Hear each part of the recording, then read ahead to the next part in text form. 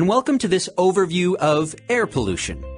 Air pollution is a major public health issue. In this video, we'll discuss outdoor air pollution, what it is, types of pollutants, and sources. We'll also take a look at ways to reduce air pollution and talk about how air quality is monitored. We'll then talk about indoor air pollution, why it's a problem, sources of pollution, and ways to reduce it. But first, what is air pollution? Air pollution occurs when the air is contaminated with any chemical, physical, or biological agent. It is the world's largest environmental health risk, leading to millions of deaths around the world each year. Although anyone can be affected by air pollution, people who are most vulnerable include the elderly, children, and people with chronic lung or heart disease. Let's take a look at outdoor air pollution first. The outdoor air can be polluted by natural sources or human sources. Natural or biogenic sources of air pollution include pollen, bushfires, or dust from deserts. Pollution of the air from human sources, also called anthropogenic air pollution, is commonly due to industries, burning of fossil fuels, and the use of motor vehicles. There are hundreds of different types of air pollutants. Let's take a quick look at a few important ones. Particulate matter is a complex mixture of small particles and liquid droplets that are mainly from industry or motor vehicle exhausts. Dust storms or bushfires can also generate large amounts of PM. Particulate matter is classified according to the diameter of the particles. The health effects of particulate matter are mostly due to particles that are less than 10 micrometers in diameter. These particles can reach the deepest parts of the lungs and enter the bloodstream. Nitrogen dioxide is usually formed when fuel is burned at a high temperature. Common sources are the exhaust of motor vehicles, industry, power plants, and gas stovetops. Carbon monoxide is colorless and odorless and is formed when the carbon in fuel doesn't burn completely. The main source of carbon monoxide is motor vehicle exhausts, and therefore, carbon monoxide levels are very high in areas with heavy traffic congestion. Other sources include industry, incinerators, and bushfires. Sulfur dioxide is a gas that can be produced when sulfur-containing fuels are burnt during industrial processes like in power plants and refineries. Lead is produced mostly as a result of metal and ore processing. Motor vehicle exhaust used to be a major source of lead pollution. However, regulatory efforts to reduce lead in fuel has led to a massive reduction in lead emissions. Ozone is a gas that is not emitted directly to the air, but is formed as a result of sunlight acting on other chemicals in the air. Ground-level ozone is a pollutant, whereas ozone that occurs naturally in the upper atmosphere has a protective function. There are hundreds of other air pollutants that can lead to adverse health effects. Okay, so what are the health effects? Exposure to air pollution can result in a wide range of short and long-term health effects. The health effect will depend on factors like the type of pollutant, concentration, length of exposure, and individual characteristics of the person exposed to it. It can range from minor symptoms like irritation of the eyes, nose, and throat to more severe conditions like heart and lung disease or cancer. It can also lead to increased hospital admissions and an increase in death rates. In 2012, outdoor air pollution was estimated to have caused 3.7 million deaths around the world.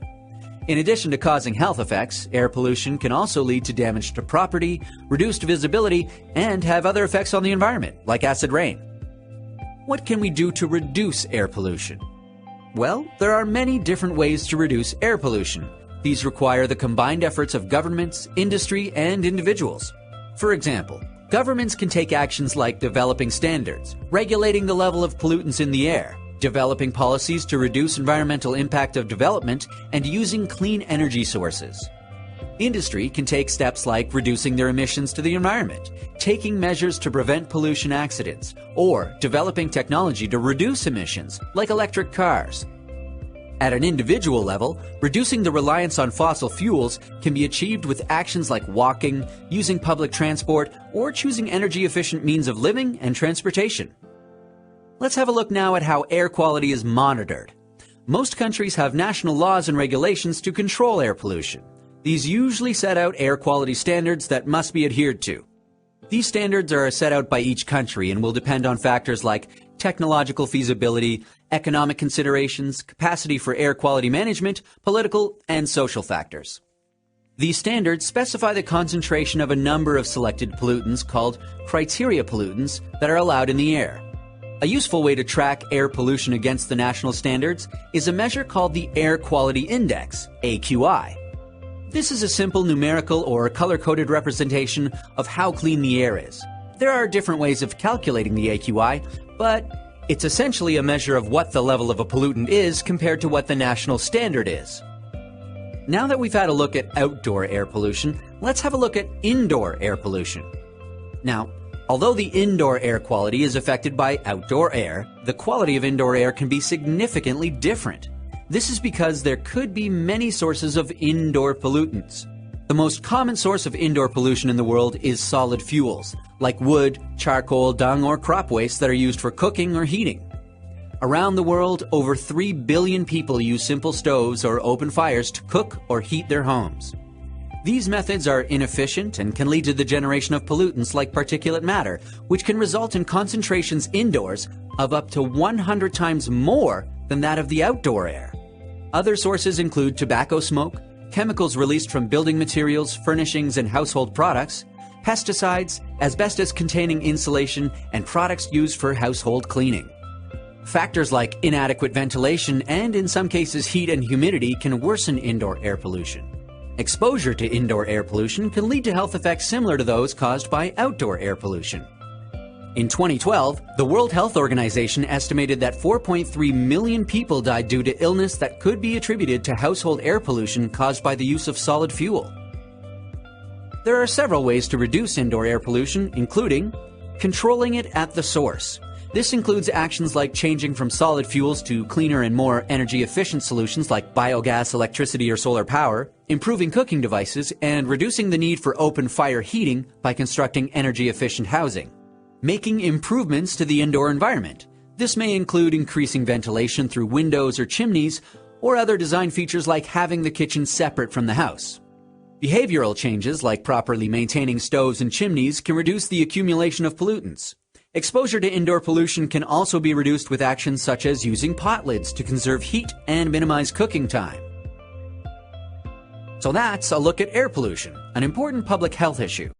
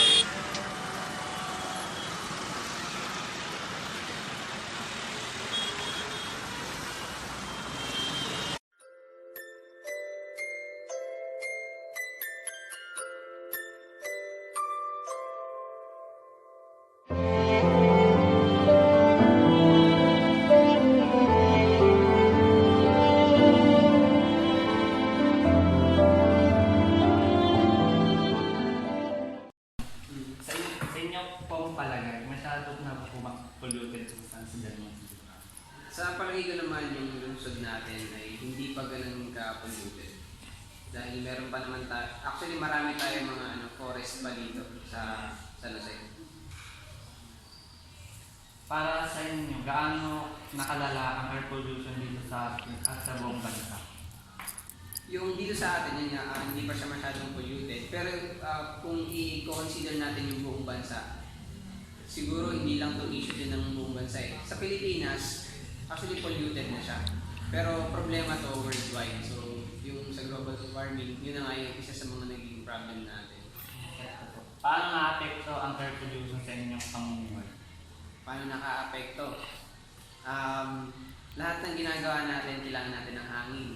So, ibig sabihin, kung madumi yung hangin na ini-inhale natin at yung ini-inhale natin, maka-apekto yun sa lahat sa atin. So, sa pamumuhay natin, pwede tayo magkaroon ng mga sakit, and then yung mga viruses, kasama na rin yun sa air pollution. Nababahala na po ba kayo sa kung anong pwedeng mangyari sa ating planeta kung hindi mabawasan ang pollution sa amin? Siyempre naman po, kasi lahat naman tayo concern natin yung air pollution. Hindi lang air pollution, isa lang itong mga factors nung tinatawag natin na global warming. So, big factor yung air pollution dun sa pangkalahatang problema natin as global warming din. Para po sa huling katanungan, sa tingin niyo po ba may paraan upang mabawasan ng problema natin ngayon? May mga paraan, kaya naman nagkakandak ang gobyerno natin and then yung mga concerned non-local government agency na mga tree planting para ma-resolve yung air pollution. Kumbaga makatulong kahit sa maliit na paraan kasi sobrang laki na ng damage ng hangin natin sa buong Pilipinas at sa buong mundo rin. So yung pagtatanim ng mga puno, ito yung makakatulong para kumbaga ma-generate ulit yung mga fresh air. So yung, and then isa pa doon, dapat hindi lang tayo nagtatanim, dapat nililesen din natin yung mga nagiging problems. So ano yung mga problems, yung pagsisiga, yung mga factory, dapat bawasan yan para in general, ma-resolve natin yung air pollution. Maraming pong salamat SK. Ano po bro? Hapon po muli. Yung itatanong po namin tungkol po sa air pollution. Apa. Sa inyo pong palagay, masyado na po bang polluted itong lugar ninyo? Dito, hindi pa lang siguro, kaya lang sa labas. Kasi dito, pinagbabawal namin yung magsiga. Kaya kasi bawal na bawal yan, meron tayong air pollution, bawal na bawal magsiga. Pag nakita ang nagsiga dito, nagsasabihan namin, pag ayaw makinig, nire-report namin sa Medyo nakasan po ang boses, kagawan. kaya siguro sa labas, dahil actually sa totoo lang naman kasi polluted na talaga ang hangin natin dahil makikita mo, nalaka na ng ozone layer. Kaya nga yata nagkaroon tayo ng Pangalawa po, para sa inyo, gaano nakalala ang air pollution sa ating bansa? malala na. Kasi nga, hindi nyo nararamdaman sa mga nangyayari sa atin ngayon. Pagkatag-araw, napakatindi na ng init ng araw. Tapos pagkataglamig, napakalamig na. Ang isang masakit niyan, yung tatanawin natin sa pagdating ng panahon. Baka sobrang init. Kaya ang dahil na pagsama. Dahil ng bandang probinsya. Pero, Sino yung pangalan? Paano naman pong nakaka-apekto ang air pollution sa inyong pamumuhay? Sa pamumuhay po. sa amin, lalo na sa mga Sabi na asma, talagang nakaka-apekto dahil makalat Sabi, hindi ko na gusto, Max. lalo na yung mga sasakyan na diesel, sasakyan na hindi na maintain ng gusto, mausok, pag nalanap Hindi ko ng may mga kumuha sakit, dyan, Max. ang mga sundon, delikado, asma, ubo, na resistensya, talagang nakaka-apekto lalo na sa kalusugan. Sa tingin nyo naman po, may paraan po ba upang mabawasan ang problema natin ito? Meron. Basta una sa lahat, kailangan disiplina ng bawat isang mamamayan. dapat hindi lang sa mga namumuna, kundi sa bawat pamayan. Talagang dapat makiisa tayong lahat, lalong-lalo na sa mga bawat bahay na iwasan na yung magsiga. Tapos yung mga may sasakyan na mausok, dapat sa kanila na rin mag-umpisa yung disiplina na kung talagang mausok na, ipakondisyon yung sasakyan. Or yung mga may kumpanya na may mga chimney na magtataas, yung talagang nakaka-apekto, yun ang pinakamalaking ano eh. Basta lahat ng may establishmento may ginalaman sa usok. Basta yun ang sumisira sa kasundayan natin. Sa mga individual naman, hindi naman sa pag-ano, yung paninigarilyo, yung bawat tao, kung sabi naman, kung bawat isa magkakaroon ng disiplina sa kanya-kanya sarili, paninigarilyo, hindi man ganun alaki, kahit konti, pag naipon yun, yung halos, diba, nakakapag-contribute din ng ano eh. Palagay, masyado na po bang polluted ang San Jose del Monte? Ang San Jose del Monte, City of San Jose del Monte ay hindi pa masasabing polluted. Kasi unang-una, masasabi pang partly ay agricultural pa lang ang kinabubuhay dito sa City of San Jose. Although marami ng tao, karamihan ay subdivisions. So, kung ang pag-uusapan ay mga factory na nag-i-emit ng mga usok, ay wala pa naman tayo dito mga kalawaan na nagpapausok para mag-contribute yung pollution sa area. Kaya sa ngayon, masasabi ko na safe pa rin. Safe pa ang City of San Jose del Monte sa pollution. Pero dahil sa kapakayan sa basura na kung saan-saan ay tinatapon at sinusunod ng ating mga kababayan, ay unti-unting nabukod tayo sa mapapabilan tayo sa danger on air pollution. Paano po nakaka-apekto ang air pollution sa inyong pamumuhay? Sa pamumuhay ng tao na hindi nila nare-realize na kapag sinusunod nila yon ay may chemical na lumulutang. Pinakamatindi dito ay dioxin na magbibigay sa inyo ng cancer after few years. Na isang sakit na delikado lalo na sa kababaihan, nakaka-apekto ito sa bahay bata, pagkabuntis at nakakalahat ng mga usok, sign of retardation, nakakaroon ng post of retardation ng anak kapag sinisirat ang merkado ang kanyang lifespan. Bukod doon, yung mga chemical na itinatapon sa mga kanal, sa mga sapa, yan ay nakaka-apekto rin kasi hindi po ba yung cycle of water natin through evaporation and evaporation. So lahat ng mga impurities na nanggagaling dito sa kalupaan, tao dito kadalasan ay para maging mabilis din ang pagkatunaw ng mga material na bagay, lalo yung mga recyclable items o mga for processing na kung saan ay pinapagamit sa mga factory na para ma-recycle. Ito rin ay nagpupos ng isa sa... Palagay, masyado na po bang polluted ang San Jose del Monte? Sa tingin ko, oo, kasi marami ng establishment na tinatayo dito na hindi naman kailangan, gano'n. Tapos marami silang punong inaalis pero hindi naman nila pinapalitan. Para po sa inyo, gano'n nakalala ang air pollution dito sa atin at sa buong bansa? Sa tingin ko, out of 100, feeling ko mga 80%. Kasi sa nangyayari sa mundo natin, hindi na maganda. Puro tayo establishment, puro tayo bahay. Hindi natin naiisip yung oxygen na nawawala sa atin. Paano nakaka-apekto ang air pollution sa inyong pamumuhay? Sa air pollution, for example, bumabiyahe ako. Siyempre, everyday bumabiyahe, yung health natin, hindi na maganda yung nangyayari kasi yung pollution natin, madumi na. Nababahala na po ba kayo sa kung anong pwedeng mangyari sa ating mundo kung hindi mababawasan ang pollution sa amin? Oo, sa ngayon pa lang nababahala na ako kasi sa mga nangyayari na hindi na maganda.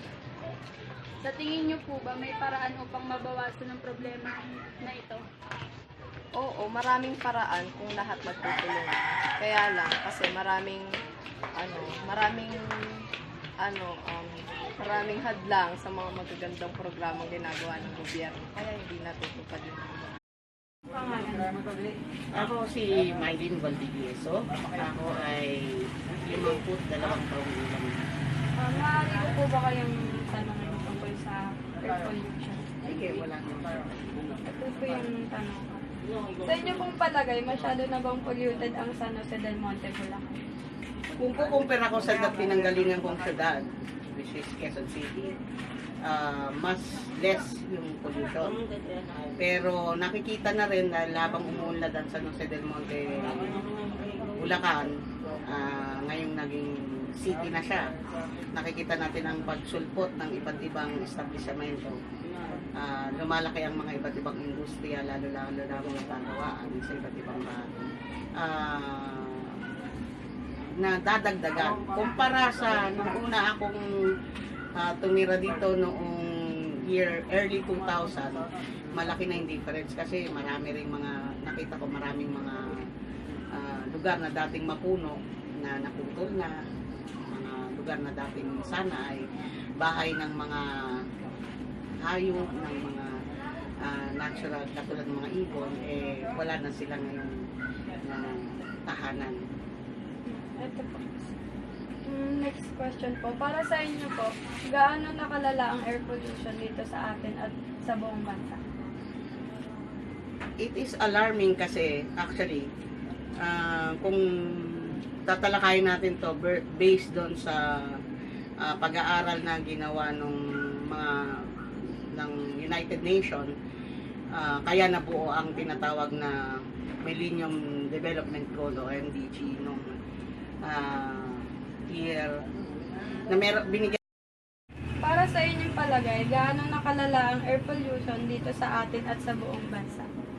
Dito sa, kagaya na sinabi ko kanina, dito sa Bulacan, sa San Jose del Monte, Bulacan, ay nag-uumpisa pa lang na ang paglala. Pero kung pag-uusapan natin ang buong bansa, medyo nakikita natin ang patuloy na paglala nito talaga dahil sa walang humpay na pagdami ng sasakyan at saka ang sistema rin ng natin yung mga sasakyan ba yung hindi dinidispose yung mga lumang sasakyan, hindi padagdag lang na padagdag. Next po, yung paano nakaka-apekto ang air pollution sa inyong pamumuhay? Siyempre, una sa lahat, kung titingnan natin ang pollution in general, nakaka-apekto sa ating kalikasan, sa ozone layer. Kumakapal yung mga nawawalan tayo ng dumudumi ang hangin natin, nagkakaroon ng namamatay ang mga halaman, hindi nag-grow ng proper yung mga halaman at nakaka-apekto to kahit sa ang uri ng living being, whether plants, animals, or human being as well. Dumadami ang klase ng sakit. May mga sakit ngayon na sinasabi nga airborne o nagugulat na lang tayo. Kala natin simple trangkaso, tapos may mga daladalang kung ano-anong sakit. Pati ang mga napepesting mga hayop nanggagaling rin sa mga suliranin natin sa pollution. Nababahala na po ba kayo sa kung anong pwede mangyari sa ating planeta kung hindi mababawasan ang pollution sa hangin? Actually, hindi lang nababahala, bahalang-bahala. Kasi ito pinag-usapan na year 2000 pa ng United Nations. At binigyan ng 50 years ang lahat ng bansa para bawasan ang pag-consume ng fuel. Pero walang balak ang mga manufacturers sa buong daigdig na bawasan ng fuel consumption. Sa halip ay pinipigilan nila yung mga pagtutuklas ng mga natural gas or shale gases, which is marami sa ating bansa o sa Southeast Asia. In general, mas marami ng 50% ang shale gas ng Pilipinas kesa sa buong North America. Alam niyo ba yun? So, Sa tingin niyo po ba may paraan upang mabawasan ang problema natin ito? Of course, diniscuss na yan. At kaya nga nagkaroon ng Millennium Development Goal ang United Nations na pinag-usapan nila years ago. At ilang beses nag-meet ang iba't ibang bansa para sa problemang ito. In fact, sa ibang bansa kagaya ng Japan, Singapore, Korea, malaki na yung binawas nila sa pagko-consume ng fuel o yung artificial, yung mga fuel gases na nagkakos ng pollution. Dalawang bansa lang ang matigas ang ulo dyan, Amerika at China. Okay? So, fuck them. Magandang hapon po. Maaari ko po bang malaman ng pangalan at edad niyo po? Ako si Joy Murillo, 43 taon po. May mga tanong lang po ako tungkol po sa populasyon po dito sa ating bansa. Unang tanong po, sa inyo pong palagay, masyado na po bang polluted sa San Jose del Monte?